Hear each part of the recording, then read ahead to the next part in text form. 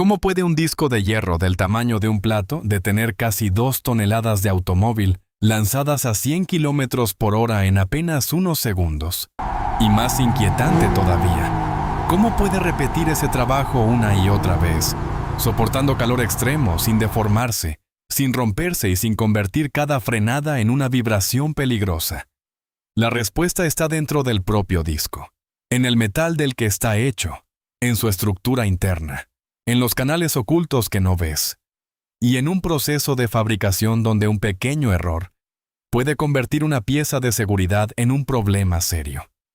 Hoy vamos a entrar a la fábrica, desde la fundición hasta el equilibrado final, para entender por qué ese disco oxidado que casi nadie mira detrás de la rueda es una de las piezas de ingeniería más exigentes de todo el automóvil. Todo comienza con una mezcla de metales que parece simple, pero que define el comportamiento del disco desde el primer minuto. No se usa solo hierro puro.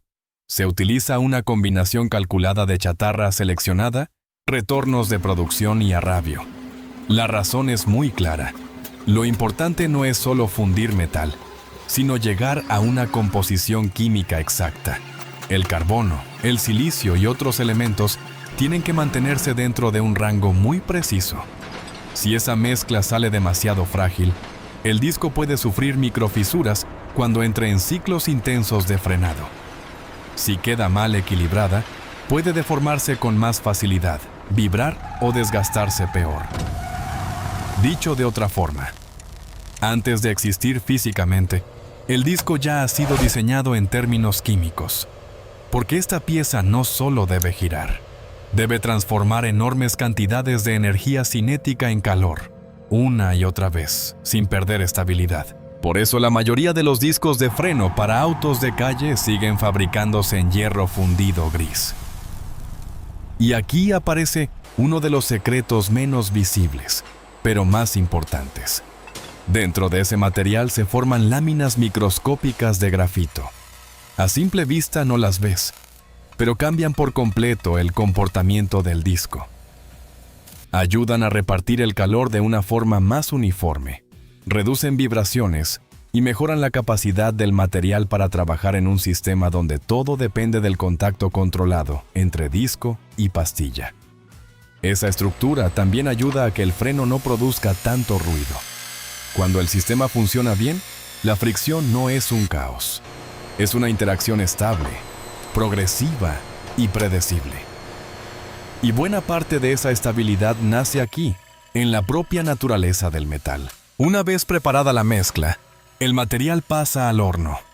En algunas fundiciones se utiliza cubilote, en otras, hornos de inducción.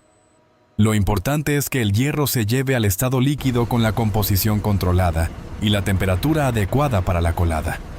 Estamos hablando de metal incandescente, a más de 1300 grados Celsius, moviéndose por una planta industrial donde cada segundo exige precisión total. El hierro fundido se transfiere a grandes cucharas de colada revestidas con material refractario. Desde allí se desplaza hasta la línea de moldes. Y es aquí donde mucha gente se sorprende. Los moldes no son de acero, sino de arena aglomerada con resina. Se compactan alrededor de una forma exacta del disco. Endurecen lo suficiente para resistir la colada y, después de usarse, se rompen. Cada molde sirve una sola vez. Luego se destruye para liberar la pieza, y gran parte de esa arena se recupera para volver a entrar al proceso. Parece rudimentario, pero en realidad es una técnica extremadamente eficiente y precisa. Ahora bien, un disco moderno no suele ser macizo, sobre todo en las ruedas delanteras. Lo normal es que sea un disco ventilado. Eso significa que entre sus dos caras de fricción existe una zona interna con canales que permiten mover aire mientras el disco gira. Ese detalle cambia todo. Porque frenar no es solo detener un vehículo. Es convertir movimiento en calor. Y si ese calor no se evacúa rápido, el sistema pierde eficacia, las pastillas sufren, el material se fatiga y el disco puede agrietarse o deformarse. Esos canales internos no se perforan después. Nacen desde el momento de la fundición. Para lograrlo, antes de cerrar el molde se coloca en el interior un núcleo de arena más densa con la forma exacta de esos conductos. Cuando entra el hierro líquido, rodea ese núcleo por todos lados. Luego, cuando el metal solidifica y el molde se rompe, el núcleo también se destruye, dejando dentro del disco los canales ya formados. Es decir, la ventilación del disco no se añade al final, está integrada desde su nacimiento. Cuando el molde ya está lleno, empieza una fase silenciosa pero decisiva: el enfriamiento. Aquí no basta con esperar. La velocidad y uniformidad con la que solidifica el metal pueden determinar si la pieza saldrá estable o cargada de problemas ocultos. Si se generan cavidades internas, poros o tensiones residuales, el disco puede parecer perfecto por fuera y aún así fallar después. Una cavidad puede convertirse con el uso en una grieta.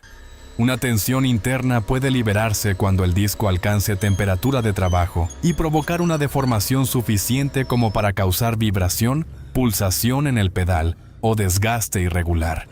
Por eso muchos discos pasan por un tratamiento térmico de alivio de tensiones. Se calientan durante varias horas de manera controlada para estabilizar la estructura interna antes del mecanizado final.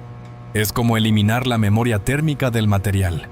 El disco deja de querer moverse cuando más adelante se enfrente a frenadas fuertes en la carretera. Después llega la etapa menos elegante, pero completamente necesaria. El molde se rompe y la pieza cae aún cubierta de arena, con rebabas, restos del sistema de alimentación y una apariencia muy lejana a la de un repuesto terminado. En ese momento el disco todavía no es un disco de freno listo para un auto. Es apenas una pieza bruta. Entonces pasa al granallado. Miles de pequeñas partículas metálicas golpean su superficie para desprender arena adherida, eliminar restos de óxido y limpiar completamente el metal. Luego se cortan los sobrantes de fundición y las zonas donde el hierro entró al molde. Poco a poco la pieza empieza a parecerse a lo que será al final. Pero la forma general todavía no es suficiente, porque en frenos, parecer correcto no es lo mismo que ser correcto. El verdadero salto hacia la precisión llega en el mecanizado CNC. Allí se trabaja el cubo central para que encaje exactamente en el buje del vehículo. Luego se perfora el patrón de pernos con la separación exacta. Después se mecanizan las dos caras de fricción. Y esta parte es crítica. Esas superficies no solo deben verse planas, deben quedar perfectamente planas, paralelas entre sí y con un acabado superficial muy concreto. Si quedan demasiado lisas, el asentamiento con las pastillas será pobre. Si quedan demasiado rugosas, el desgaste inicial será más agresivo y la frenada menos uniforme. Además, incluso una pequeña variación de espesor o de geometría puede transformarse en vibración cuando el disco gira a alta velocidad. Ese temblor sube por la suspensión, llega al volante y termina sintiéndose también en el pedal. Por eso cada medida se controla con instrumentos de precisión. Se comprueba el espesor en distintos puntos, la concentricidad, la planitud, los diámetros y el descentramiento. Si alguna medida está fuera de tolerancia, la pieza se rechaza. No porque se busque perfección estética, sino porque el sistema de frenos no admite errores acumulados. Superado el mecanizado, el disco pasa por otra prueba que muchas personas nunca imaginan: el equilibrado dinámico. El principio es parecido al de una rueda mal balanceada. Si una zona del disco tiene más masa que otra, aunque sea ligeramente, esa diferencia generará vibraciones cuando la pieza gire. La máquina lo hace girar a alta velocidad, detecta exactamente dónde está el desequilibrio y elimina solo la mínima cantidad de material necesaria para corregirlo. Después, vuelve a medirse. Y solo cuando el desequilibrio residual entra en el rango permitido, la pieza avanza. Luego llega el recubrimiento anticorrosivo. No se aplica sobre las caras de fricción, porque ahí el hierro debe quedar expuesto para trabajar correctamente con la pastilla. Pero sí se protege el resto del disco, el cubo, los bordes y otras zonas visibles que estarán expuestas al agua, la humedad y la sal del ambiente. Después se realiza la prueba de runout, que mide cuánto oscila lateralmente el disco al girar. Si esa oscilación supera el límite permitido, el contacto con las pastillas no será uniforme y la frenada puede sentirse irregular. Solo los discos que superan esta etapa se empacan. Y aquí hay otro detalle importante. No se trata de una pieza genérica. Cada disco se etiqueta según la marca, el modelo y el año del vehículo para el que fue diseñado.